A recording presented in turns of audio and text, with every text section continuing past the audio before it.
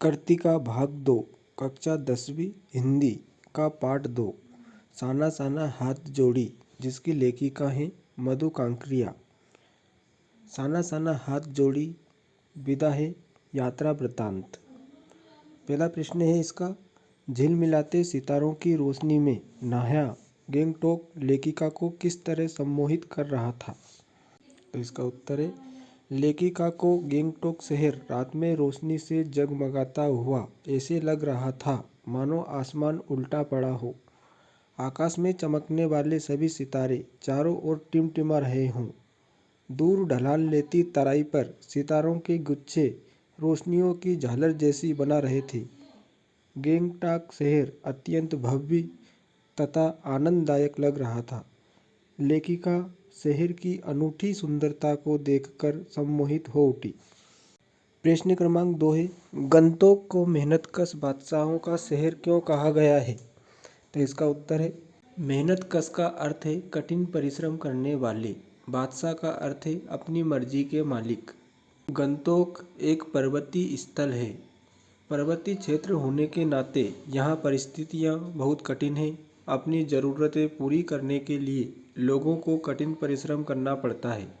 यहाँ के लोग इस परिश्रम से घबराते नहीं और ऐसी कठिनाइयों के बीच भी मस्त प्रसन्न रहते हैं। इसलिए गंगटोक को मेहनतकश बादशाहों का शहर कहते हैं। तीसरा प्रश्न है, कभी श्वेत तो कभी रंगीन पताकाओं का फहराना किन अलग अलग अवसरों की ओर संकेत करता है। तो इसका उत्तर है, श्वेत पताकाएं शांति और अहिंसा की प्रतीक होती हैं। किसी बुद्धिस्ट की मृत्यु पर आत्मा की शांति के लिए शहर से दूर किसी पवित्र स्थान पर 108 श्वेत पताकाएं फहरा दी जाती हैं। इन्हें फिर उतारा नहीं जाता है और ये स्वतः ही नष्ट हो जाती हैं। रंगीन पताकाएं किसी कार्य के शुभारंभ पर फहराई जाती हैं। शुभ कार्य होने पर रंगीन पताकाएं फहराई जाती हैं। प्रश्न क्रमांक 4 है, जितेंद्र नार्गे ने लेखिका को सिक्किम की प्रकृति, वहाँ की भौगोलिक स्थिति एवं जनजीवन के बारे में क्या महत्वपूर्ण जानकारियाँ दी, लिखिए। तो जितेंद्र नार्गे ने लेखिका को सिक्किम के हरियाली से आच्छादित प्राकृतिक क्षेत्र, अमृत बरसाने वाले झरने, बर्फ से ढके विशाल पर्वतों के बारे में बताया। उसने गरीबी में जीवन यापन कर रहे वहाँ के निवासियों के साथ साथ एवं शुभ कार्यों के समय लगने वाली सफ़ेद व रंगीन पताकाओं के विषय में बताया आदि। प्रश्न क्रमांक 5 है अपना, लॉन्ग स्टॉक में घूमते हुए चक्र को देखकर लेखिका को पूरे भारत की आत्मा एक सी क्यों दिखाई दी। तो इसका उत्तर है, लॉन्ग स्टॉक में एक कुटिया के भीतर घूमते हुए धर्म चक्र को देखा तो उन्हें बताया गया कि इस चक्र के घुमाने से सारे पाप धुल जाते हैं। यह सुनकर उन्हें दिखाई दिया कि पूरे भारत की आत्मा एक जैसी है। अनेक वैज्ञानिक प्रगतियों के बाद भी समस्त भारत में लोगों की आस्थाएं, विश्वास, अंधविश्वास, पाप पुण्य की अवधारणाएं और कल्पनाएं एक जैसी ही हैं। उनमें किसी तरह का अंतर नहीं है। प्रश्न क्रमांक 6, जितेंद्र नार्गे की गाइड की भूमिका के बारे में विचार करते हुए लिखिए कि एक कुशल गाइड में क्या गुण होते हैं। तो जितेंद्र नार्गे की गाइड की भूमिका के बारे में विचार करें तो हम पाते हैं कि गाइड में निम्न गुण हो तो टूरिस्ट को अच्छा लगता है।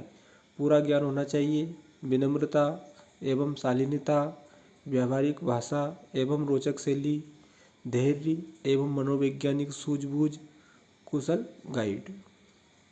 प्रश्न क्रमांक 14, कटाव पर किसी भी दुकान का न होना उसके लिए वरदान है। इस कथन के पक्ष में अपनी राय व्यक्त कीजिए। तो कटाव अत्यंत सुंदर है। कटाव को भारत का स्विट्जरलैंड कहते हैं। कुछ लोग तो इसे स्विट्जरलैंड से भी सुंदर मानते हैं। इसकी सुंदरता का कारण वहाँ पर किसी दुकान का ना होना है। दुकान खुलने से प्रदूषण बढ़ना स्वाभाविक है। व्यवसाय में अर्थ लाभ सर्वोपरि होता है। इसके लिए प्रकृति और उसकी सुंदरता का बलिदान हो जाता है। कटाव में दुकान ना होना उसके लिए वरदान है। यदि उसे इसी प्रकार से सुंदर बनाए रखना है तो वहाँ व्यावसायिक गतिविधियों पर नियंत्रण रखना होगा। कटाव कहाँ है। तो कटाव भारत के पूर्वोत्तर के सिक्किम राज्य में स्थित है। यहाँ लायुंग से 500 फुट की ऊंचाई पर है। कटाओं का प्राकृतिक सौंदर्य अनुपम है।